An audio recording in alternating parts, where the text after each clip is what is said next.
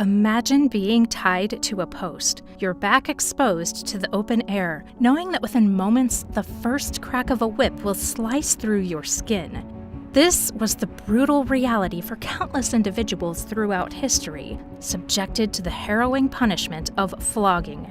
The cat o' nine tails, with its 9 knotted cords, could tear flesh apart with a single stroke, while the Russian knout, interwoven with sharp wires, left victims in severe agony.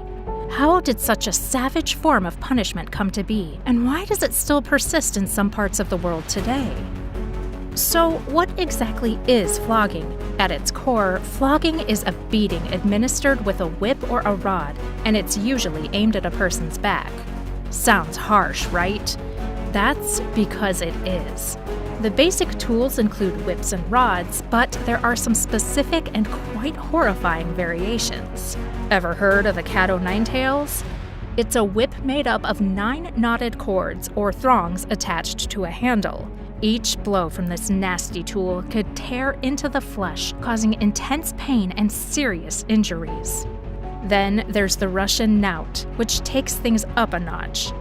Another particularly painful method is the bastonado. Each strike is meant to cause intense pain and often leaves the skin lacerated and bleeding. The intended effects of flogging are both physical and psychological. Physically, it causes significant pain, injury, and sometimes permanent scarring. Psychologically, it's meant to be a deterrent. The idea is that the pain and humiliation of being flogged would discourage the person, and anyone who witnessed or heard about the flogging, from committing the same offense again. Imagine you're in a time or place where this brutal form of punishment is used. The process itself is pretty gruesome and designed to be as painful and humiliating as possible. First off, the victim is often tied to a post or a frame. This setup ensures they can't move or escape, making them an easy target for the blows. The most common area targeted is the back, but sometimes, particularly in methods like bastonado, the soles of the feet are struck instead. Once the victim is secured, the flogging begins. The person administering the punishment, be it a guard, a soldier, or an authority figure, uses one of several instruments to deliver the blows. Cat o' nine tails is probably one of the most infamous tools. Picture a handle with 9 knotted cords or thongs attached. Each of these cords has knots that are designed to dig into the skin with each strike. The person swings the cat o' nine tails and the cords lash across the victim's back, causing intense pain and ripping the skin open. It's not just about one strike, it's usually repeated multiple times, leaving the back lacerated and bleeding. Russian knout is another level of cruelty. The knout consists of dried and hardened thongs of rawhide interwoven with wire. The wires often have hooks or are sharpened, so when this whip strikes, it doesn't just hit the skin, it tears it apart. Each blow can rip chunks of flesh, causing severe wounds. It's a brutal method meant to inflict maximum pain and damage. Bastonado is a bit different because it targets the feet. The victim's feet are usually tied up, and the flogger uses a light rod, knotted cord, or lash to deliver blows to the soles. The feet are incredibly sensitive, so even a lighter blow can cause excruciating pain. Bastonado might not leave the same visible scars as other forms of flogging, but the pain and damage to the nerves and tissues of the feet can be immense. The intended effects of these flogging methods are both physical and psychological. Physically, the victim suffered immense pain, bleeding, and sometimes long-lasting or permanent damage. Psychologically, fear and humiliation are supposed to act as a deterrent, discouraging the victim and others from committing the same offenses in the future. From ancient laws to modern reforms, flogging has left quite a mark on human history. Flogging isn't a new invention. It dates back to some of the earliest civilizations. For example, in early Babylonian law, there was a principle called lex talionis, which means an eye for an eye. This principle justified punishments that mirrored the crime, and flogging was one of the methods used to enforce this idea. In ancient Greece and Rome, flogging was also common. It was used as both a punishment and a way to maintain discipline. Slaves, soldiers, and even citizens could be subjected to flogging for various offenses. The idea was that the pain and humiliation would deter future misdeeds. Fast forward to the Middle Ages, and flogging was still widely used. It was a go-to punishment for various crimes and a method to enforce discipline. For instance, in England, Denmark, Holland, and Germany, flogging was employed to punish thieves, blasphemers, and other wrongdoers. In England, the Whipping Act of 1530 allowed for the flogging of men and women guilty of minor offenses. By the 1590s, the infamous whipping post was introduced, making the punishment even more public and humiliating. Even as societies began to modernize, flogging persisted in prisons, military settings, and colonial administrations. In the 18th and 19th centuries, flogging was used to maintain discipline in the British Navy and Army. The cat-o'-nine-tails became a symbol of military punishment.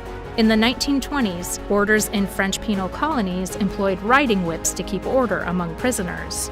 During World War II, Japanese forces used flogging as a form of torture and punishment for captured Koreans, Formosans, and Allied prisoners of war.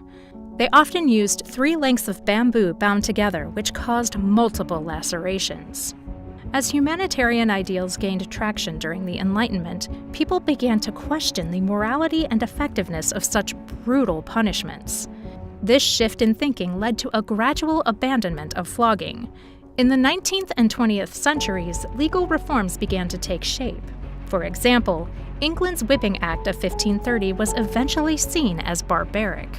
The Criminal Justice Act of 1948 significantly limited the use of corporeal punishment, and by 1967, flogging was abolished in England, Scotland, and Wales.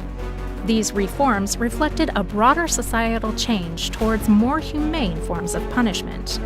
Imprisonment and other non-violent penalties started to replace corporeal punishment as people recognized the need for more compassionate justice systems.